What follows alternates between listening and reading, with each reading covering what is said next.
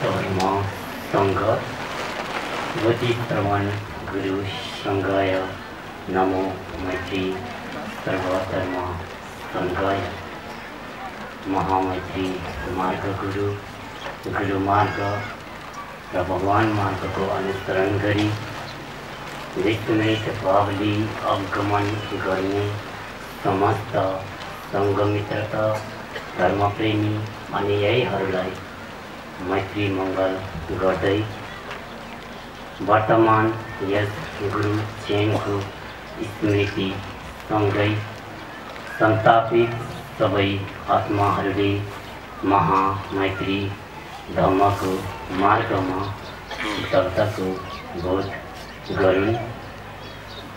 धर्म मात्र एक तत्त्व हो जसको धरातलमा टेकेर परात्मासँग संक्षर हुने अवसर पाउँदछ एवं भावरहित दिशहीन भया सम्मान भौतरी रहेको आत्माहरूले महामैत्रीको मङ्गलनाथ श्रवण गरी यथाशीघ्र बन्धन मुक्त होउन्। प्यासको आत्यन्तिक अनुरूप पानीको मोल भए चाहिँ दया करुणा ऐन श्रद्धा आस्था भक्ति विश्वास र मार्गप्रतिको अटल मानव जीवनमा धर्मको मोल हुने गर्दछ। धर्ममा प्रवेश हुनु भनेको मुक्ति र मोक्षको मार्गमा लीन हुनु हो। जुन मार्गमा मुक्ति र मोक्ष रूपी तत्त्व हुँदैन सत्य धर्ममा त्यसलाई कहिले पनि मार्ग भनी स्वीकार्न सकिँदैन एवं धर्म खण्डित संस्कृतिमा नभएर आत्मा र परात्मा बीचको सेतु मैत्रीय ज्ञानको परिपूर्णतामा उपलब्ध हुँदछ। मनुष्यले मैत्री ज्ञानबाट टाढा रही जस्तोसुकै अभ्यास गरे पनि सत्य तत्त्वको प्राप्ति असम्भव छ। क्षणिक संसारमा लोभ भएको देखे तापनि अन्ततः सबै व्यर्थ ठहरिनेछ। असंख्य प्राणीहरूको जीवन चक्र र अवगमन समस्त लोकहरूको व्यवस्था एवं आत्मा अनात्मा र परात्मा बीचको अखण्डता हो। धर्म सूर्य उदाउनु र अस्ताउनु आकाशमा जुन तारा चम्कनु प्रकृतिमा फूल फुल्नु हो। धर्म अन्ततः अघोर दुःख सपनाबाट ब्योजिएर वास्तविकतामा आफूलाई सकुशल पाए चाहिँ यस अनित्य संसारको क्षीण वक्रता बोध गर्नु हो। धर्म कुशल विचार र बुद्धिमाता भएको मनुष्यले के गुन्छ, धर्ममा बस्नु धर्मले के गर्छ भनी प्रश्न गर्नुभन्दा सांसारिक वस्तुको बस्न र बन्धनहरूले मनुष्य आफूलाई के दिएको छ भन्ने प्रश्नको खोज किन गर्दैन। मनुष्य आफूले अनुसरण गरेको मार्गले मुक्ति र मोक्ष रूपी तत्त्व समेटेको छ वा छैन भन्ने विषय मनुष्यको आफ्नो नितान्त व्यक्तिगत अन्तर खोज हो। गुरुले धर्म पूरा गर्छ, लोकलाई मार्ग दिएर तर मार्गमा यात्रा मनुष्य स्वयंले गर्नु पर्दछ। गुरुबाट मार्ग दृष्टि भइरहँदा मार्गमा यात्रा गर्ने आत्माहरूले सञ्चित गरेको पुण्य र अन्य कर्म अनुरूप पाउनुपर्ने तत्त्व र भोग्नुपर्ने सत्य सुनिश्चित हुने गर्दछ। मार्गमा विविध दुमाहरू आउनु स्वाभाविक भए तापनि तत्त्विक विषय अन्तर गुरुमार्गप्रतिको श्रद्धा र विश्वास रहोस्। धर्म तत्त्वको अनमोल रत्नहरूले परिपूर्ण यस महामैत्री मार्ग सर्वज्ञानको महाबोधले पूर्ण छ। तथापि मनुष्यहरूले रिक्त शब्दको भण्डारण गर्नु पूर्व आफ्नो जीवनमा प्रयोग वा गुरु मार्गको अनुसरण गरे शीघ्र नै मार्ग तत्त्वको बोध हुनेछ।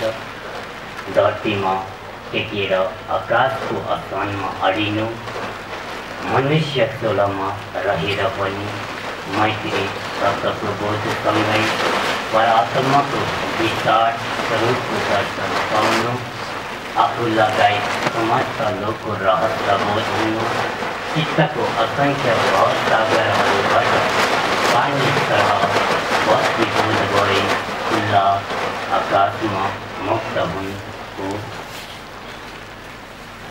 सर्व धर्म र गुरु ज्ञानबन्ध उच्च गुणका तत्त्वहरूलाई प्रदान गरी विश्वभर पूर्वी भ्रमित लोक गराउने योग्यतालाई नै मैत्री धर्म बनेको हो। तदनुसार सर्वधर्मको पूर्वी अस्तित्व सबै मैत्री धर्मको मार्गमा नै सक्षम हुन्छ। मैत्री मार्ग मनुष्यले जीवनको अन्तिम दिनसम्म धर्मको सत्य अभ्यास गरे मात्र धर्म लाभ गर्दछ। यस मैत्रीय सन्देशका साथ सम्पूर्ण विश्व मानवभित्रको क्लेशलाई मुक्त गर्न मैत्रीय 11वटा शिलाहरू दिइरहेको छु। 1. नाम, रूप, वर्ण, वर्ग, आस्था, समुदाय, शक्ति, पद, योग्यता आदिको आधारमा भेदभाव कहिले नगर्नु तथा भौतिक आध्यात्मिक भन्ने मतभेदहरू त्याग्नु। 2. शाश्वत धर्म मार्ग र गुरुको पहिचान गरी सर्वधर्म र आस्थाको सम्मान गर्नु। 3. असत्य आरोप प्रत्यारोप, अवमूल्यन तथा अस्तित्वहीन वचन गरेर भ्रम फैलाउनु त्याग्नु। 4. भेदभाव तथा मतभेदको सीमाङ्कन गर्ने दर्शन वा बाटोलाई त्यागी सत्य मार्ग अपनाउनु। 5. जीवन रहन्जेल सत्य गुरु मार्गको अनुसरण गर्दै पाप कर्महरू त्यागी गुरु तत्त्वको समागममा सदा लीन रहनु। 6. आफूले प्राप्ति नगरेको तत्त्वलाई शब्द जलको व्याख्याले चित्त गर्न नखोज्नु तथा भ्रममा रहेर अरूलाई भ्रमित नपार्नु। 7. प्राणी हत्या हिंसा जस्ता दानवीय आचरण त्यागी सम्यक आहार गर्नु। 8. राष्ट्रिय पहिचानको आधारमा मानिस वा राष्ट्रपतिको संकीर्ण सोच नराख्नु। 9. सत्यगुरु मार्गको अनुसरण गर्दै आफू लगायत विश्वलाई लवन्वित गर्ने कर्म गर्नु। 11.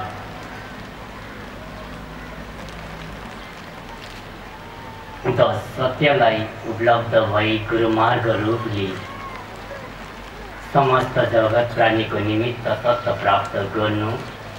11. चित्तको उच्चतम र गहनतम अवस्थामा रहेर अनेकौं शिलाहरूको आत्मबोध गरी सम्पूर्ण बन्धनबाट मुक्त हुनु।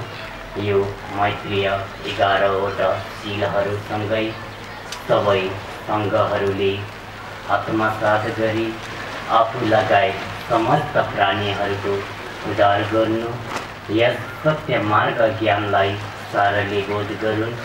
संसारिक वस्तु नाम यस कीर्तिको पछि अहङ्कारवश गुमालिएर मनुष्यले सादा आत्मामा मैत्री भाव राख्दै परात्माको स्मृतिमा स्वस्थ रही रहनु हो। लोकमा सत्य धर्मलाई पुनः अनुष्ठान गर्न युगौंको अन्तरालमा गुरुमार्गको अवतरण भएको छ। यस स्वर्णिम क्षणको बोध प्राणी एवं वनस्पतिले गरे चाहिँ दिन मनुष्यहरूले पनि क्लेश रहित हुँदै यस महामैत्री मार्गमा यथाशय धर्मलाभ गरून्। शव मैत्री मङ्गलम अस्तु तथास्तु।